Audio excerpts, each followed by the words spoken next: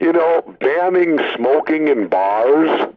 I mean, isn't it the bar where you go to misbehave? Absolutely. And isn't a bar a private business? Yeah, if the owner wants to ban smoking, that should be left up to the owner, not the government to step in and do that. And to me, what's next? They won't allow beer in the bar. We'll all drink apple juice.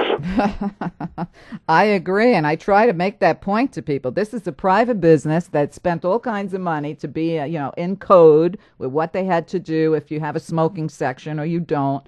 And yet the government is dictating what you can do in your own private business. Yep, and that is overreaching government right there. That is government going beyond what it should be designed to do. I dislike it when government starts telling me what morals I should have. Especially when we have a government that's proven they have no morals. Exactly. They deceive us, they lie to us, and yet they tell us that we're going to make moral judgments on you. Right, that's just crazy. Jesse, we're going to go to a short break. When we get back, I'd like to talk freely with you about September 11th, because I know that's probably something that doesn't happen on other people's shows. So stay with us. Very good. Great. We'll be right back. The Meria Show is brought to you by her listening audience. For 8 years, Meria has depended on the generosity of her listening audience to subscribe and donate to continue bringing you the best information out there without corporate sponsors, commercial ads, or private agendas. Won't you take a minute right now to make a donation or subscribe? You can donate through PayPal. The account is Meria, MERIA, at Meria.net. That's MERIA at MERIA.net. Okay, I'm back, and I'm speaking with Governor Jesse Ventura. We're talking off the cuff, but a lot of what we're talking about is in his latest book, Don't Start the Revolution Without Me. And let me tell you, I say it all the time. I think that's the only thing that can save our country is another revolution. So I'm really happy to have Jesse with me. Jesse, my online friends are all saying, ask Jesse if he'll run for president. We'll do everything we can to get him elected. Well, I consider it, but it may be too late for this election because, it's the Democrats and Republicans above all else, and they won't admit to this. Their main objective is to not let anyone else in the game. So they make it extremely difficult. You have to get ballot access in all 50 states. Every state is different, where to me it should be uniform. If you're going for the presidency, it should be the same qualification to get on the ballots in every state, but it's not that way. And at this late hour, I think it would be too difficult for me to get ballot access. Plus, they are not going to let me debate. I proved in Minnesota that if you put me in the debates, I can beat them both. When at the primary, I was polling 10% 7 or 8 weeks before the general election, and I proved you could go from 10% to win the election. And I highly doubt if the Democrats and Republicans would ever allow that to happen. Even if I got ballot access everywhere, they would not allow me to debate, and without debating, your chances of winning are slim to none. Well, I have to agree there, but, as far as I can see, the independents don't have anybody up front yet. We certainly don't. I always like to quote the late, great Jerry Garcia of the Grateful Dead. And Jerry said once, if you're made to pick the lesser of two evils, it means you're still picking evil. Absolutely, and I've been a registered independent for years now. But I'm like, we need a real person running for office, not a multimillionaire with the same old bullshit lines that I've heard since I'm a teenager. Yeah, that's true. But again, it was interesting, though, that when I went on the Larry King show to start my book tour, Larry asked the question at the beginning of the show, should Jesse Ventura be running for president now? And I actually thought, Maria, if I got 60%, it would be pretty good. Mm-hmm. It'd be pretty great number to get. Well, over your average poll was 800 people.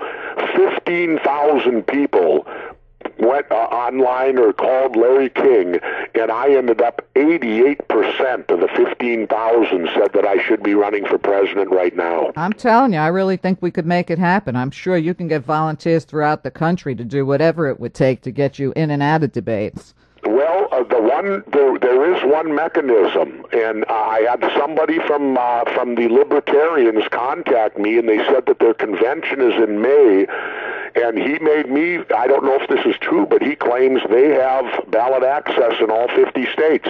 Well, we can all make it happen. I'll tell you what, just give me the buzzword and I'll make sure everybody online is behind it. Well, show me they're behind it, and when I get back in the country May 15th, I have to go pick up my wife now. I leave tomorrow back from Mexico. I'll be doing the Jimmy Kimmel show, I think, on the 16th or 17th, and I'll be doing Jay Leno, the Tonight Show, on May 2nd, and then I'll go back to Mexico again, and then my wife and I will be traveling back up to the United States, and I should be home by May 15th. Because I do know, what you go through, reading your book, especially the pressure that it put on your wife and your family. Oh, yeah. But, you also strike me as the type of person like myself where I could be out actually making a living instead of doing what I'm doing. But I also know as an American that I have to do whatever I can do to stop this madness. Well, I often lie in bed and I say to myself, if not me, then who? Exactly, and if not now, when? Yeah. That's the other half of it. Now when? Right. Jesse, I know that you get a lot of flack for what you have to say about 9/11. Yeah, it's amazing. I mean, if you even bring up questions, and I have a lot of questions now about 9/11. First let me say, when it happened when I was governor, I regret that I went on my military tunnel vision. I'm a former Navy SEAL. They told us we were attacked, and, I will defend the country as my brother did and as my parents did. And I didn't question it at first. I thought that, well, how could it be? And I'm really kicking myself now because after having gone to Mexico and spending winters down there, I don't watch much TV, but I do something else. I read books. And last year I read 16 books. Now, certainly not all of them on 9/11, but I love to read history books. I don't read fiction because I have my own imagination, and I don't need some writer to try to take my own imagination from me. So I like to read history and what I consider somewhat factual books. And, then I started, my son kept on my case about going to the internet and watching this loosechange.com. And so when my wife and I returned one Sunday, we decided to watch it. It takes about an hour. And I went through every emotion when I watched this. I went through anger, I went through fear, I went through crying, I went through almost getting sick to my stomach, and I started thinking back to 9/11, and my questions are simple. How can two planes knock down 3 buildings? You said on ABC video with Peter Jennings in an interview that you were aware that towers were going to collapse in advance. We'd like to know who told you the towers were going to collapse in advance, sir, and also we'd like to know who else you told. Well, the fact is that I didn't realize the towers would collapse. I never realized that. I went down to the scene and we set up headquarters at 75 Barclay Street, which was right there with the police commissioner, the fire commissioner, the head of emergency management, and we were operating out of there when we were told that the World Trade Center was going to collapse. When we were told that the World Trade Center was going to collapse. When we were told that the World Trade Center was going to collapse.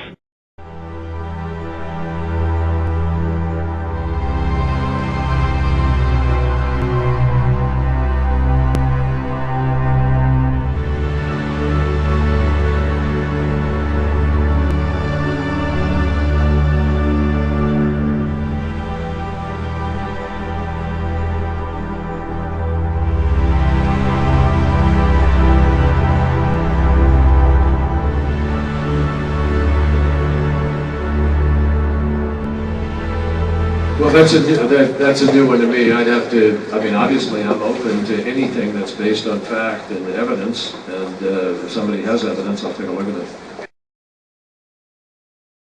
Be impeached Bush, all right?